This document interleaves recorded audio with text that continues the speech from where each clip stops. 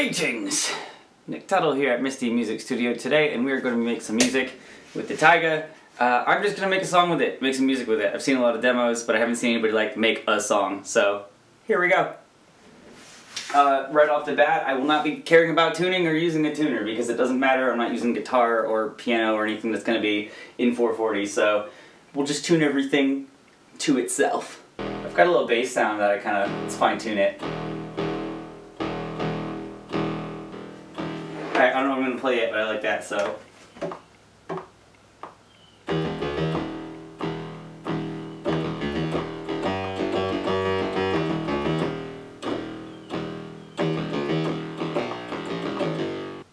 Oh boy, do I need to turn MIDI through back on? I think I do. Shit.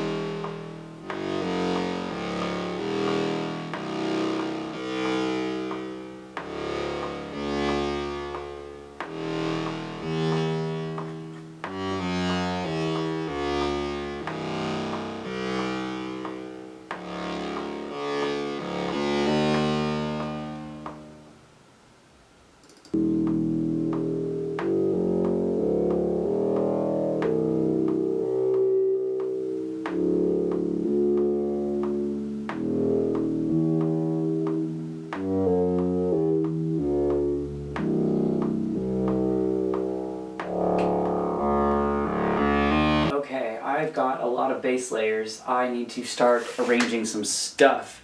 We'll turn this back on in a second. Okay, we need to make drum sounds, I think. Let's do a geek. Geek.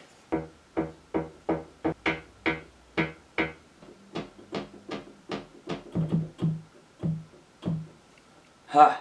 We got a kick. Alright, let's see here.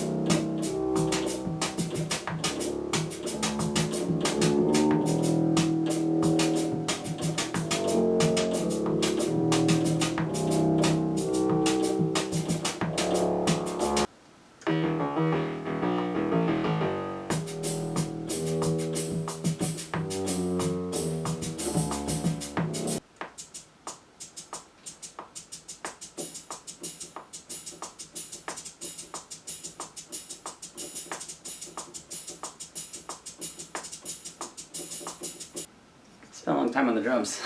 That's okay. We're back. We're back with the chiptune sound and 3 beautiful dogs.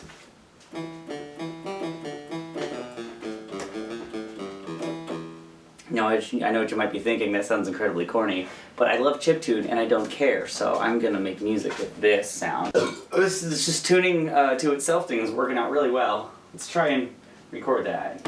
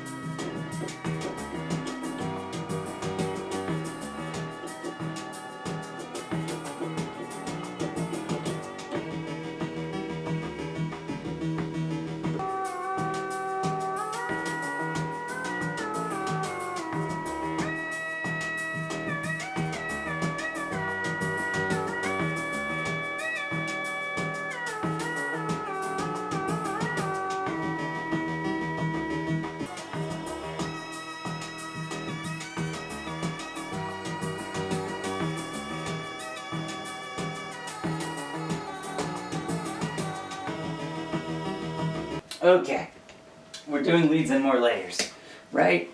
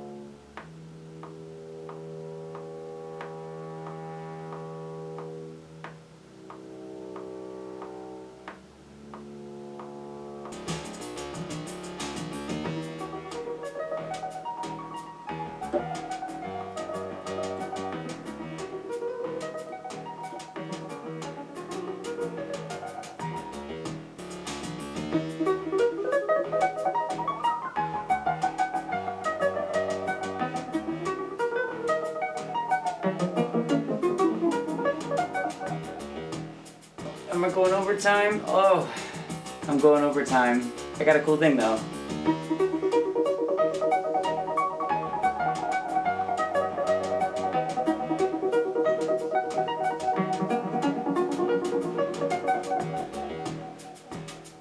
We're saving it here. I recorded all the parts. She's warm. She got explored today. Alright, we'll arrange her tomorrow.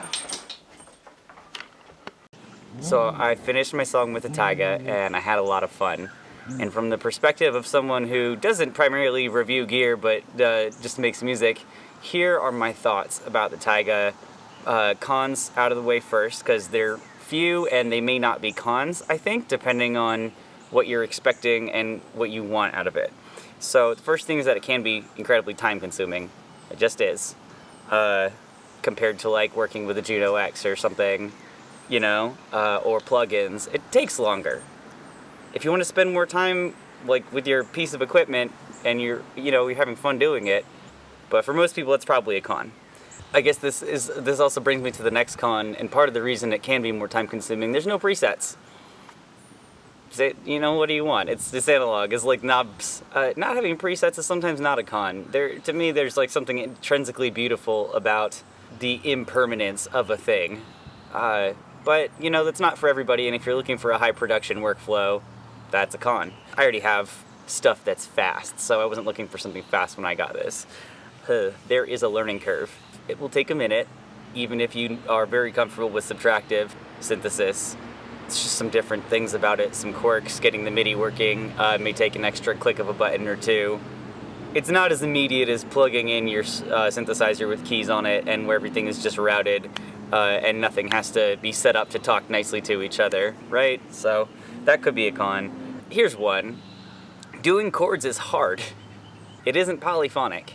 And again, not to try and make it seem like every potential con about this thing is actually a positive thing, but again, if you know what you're getting into, like for me, I write a lot of music based on chord progressions, so something that is hard to do chords with makes me get away from writing that way, makes me step out of my normal little box and do something a little different, which is great for me. But again, if you're looking to do a lot of chords in your music and you're looking to do this for it, maybe look at something else. With those little nitpicks out of the way, let me gush a little bit. I've got a lot of pros here. No menu diving. Controls at your fingertips. Oh, okay, here's one. It is straight better than a Minitar for bass. Shots fired. The snare sounds. Wow, it is really easy to get really good snare sounds out of this thing. And I own a Syntactic, I own a Cycles. I have like the entire sample libraries of Logic and other drum stuff on my computer. That was one of the things that was really fast and good at, is making snare sounds. Whoa, we got zoomy girls. What else is good about it? It's very flexible. Guys, careful. They're so cute. Hey, JJ, you want to come here and say hi? They got zoomies today. Careful, Selkie, stop barking. Hey, bud. You're cute. But yes, it is very flexible. I've barely scratched the surface of what it's capable of, and I've already found more sounds that I like than I can even keep track of. It offers a different but pleasing tonal palette that is distinct from my other synths, but pairs well with my other synths. It complements them very well. Here's a fun one, the delay. I love the delay. I think it's fair to assume that anyone getting into modular or acquiring modular pieces has already got plugins or pedals or like modular units that do digital delay, something along those lines. So I know I'm in the minority here, but I had a fantastic time using the delay. To me, it doesn't seem like it's even trying to be anywhere remotely close to what a digital delay is. It's like a vintage type of analog delay that sounds much cleaner. It's not noisy. I love the short timing of it, how you can make it do like little Donkey Kong Country cascading blips, how you can, mess with the timing of it while it's playing, and it's very noticeable because the range is short, and how you can send it into self-oscillation and make UFO spaceship landing noises from the 60s. I love it. I had a good time using it on this track, and I will be using it more in the future. I almost feel like I've got a little secret because everyone else seems to not like the delay, and I've found all these great ways to use it that I love. Maybe I just have weird taste, I don't know. Baby, what are you eating? Okay, another huge thing I like about the Taiga, you can easily make an entire song with it, being a complete modular novice. I'm quite new to modular myself. In fact, it is my first modular instrument ever. How exciting. I like that I can feel like a beginner with it and still get great results. I think it was a really good first step into modular for me, and I feel like not only can I start having fun with it right now, and it's got options for me to explore with what I can immediately do, but also it has so many options for me to grow into things that I have no idea how to do yet, that I will figure out how to do the longer I play with it, and make music with it. So I feel like it's great now, and it's going to encourage me to grow in a way that I kind of want to, I think. Another pro, pretty colors. So, something that's kind of stupid, but also kind of not, it looks and feels really nice. It has pretty colors, the tactile feel of the knobs just feels very good, it feels very, like, well made. And I mean, like, even as far as the look and the aesthetic of it, seems like a stupid thing.